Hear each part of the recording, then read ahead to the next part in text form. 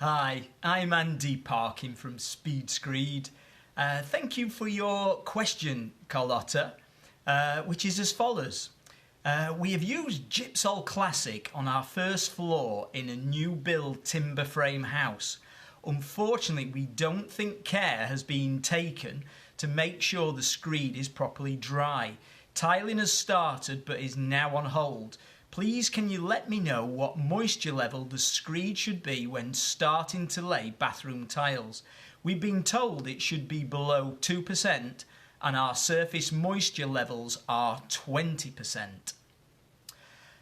Okay, so certainly you've got two measurements of moisture really that you're looking at. So you're looking at percentage total moisture of the screed, and you're also looking at the surface percentage moisture.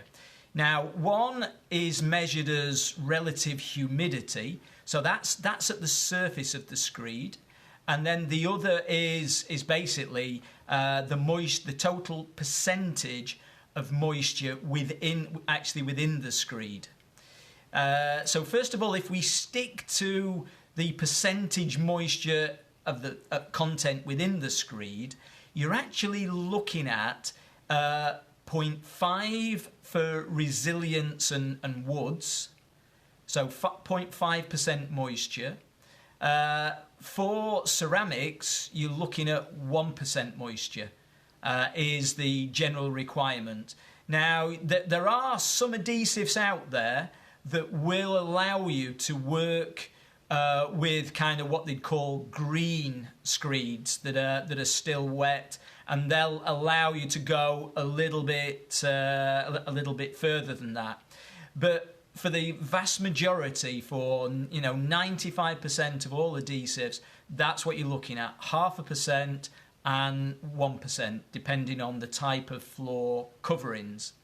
Now, to get an accurate reading of that, you would be looking at the carbide bond test to actually read that moisture.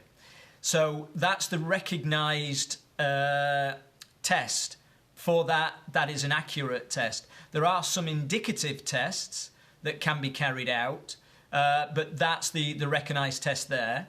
Now, the British standard talks about the hygrometer, and that's to measure the surface relative humidity.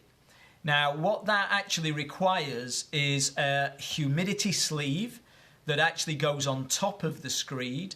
It's then left overnight, so there's a little space under the sleeve that then reaches an equilibrium. And then by the next day, when you return to take the reading, it's reached the equilibrium, because the surface relative humidity changes throughout the day. So if you was to test it throughout the day, you would get different readings. That's why there has to be the humidity sleeve to get the conditions stable and reaching an equilibrium.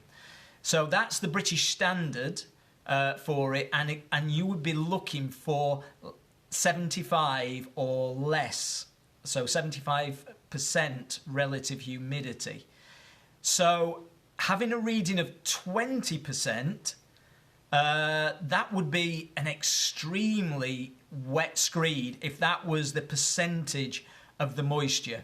Now, the only thing I'd be very wary of is, has the correct meter been used, moisture meter? If just a relatively common protometer, say, with 2 prongs has just been used, it may be that it's kind of just reading off the scale and it's wrong. A protometer with a couple of prongs won't give you an accurate reading. Those kind of meters will work with cementitious products, or most cementitious products, but it won't work with the calcium sulfate. It will give a false reading that is higher than what it actually is. So I don't know whether the screed is dry. The only way of telling is really to test. But I would have said if it's 20% water I think that probably seems as though that's an incorrect reading. But obviously, I don't know without an accurate reading with the correct equipment.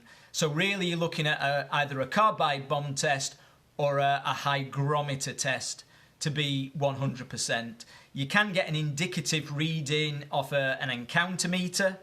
So you could a Tramex encounter meter. So that is a possibility to get an indicative reading.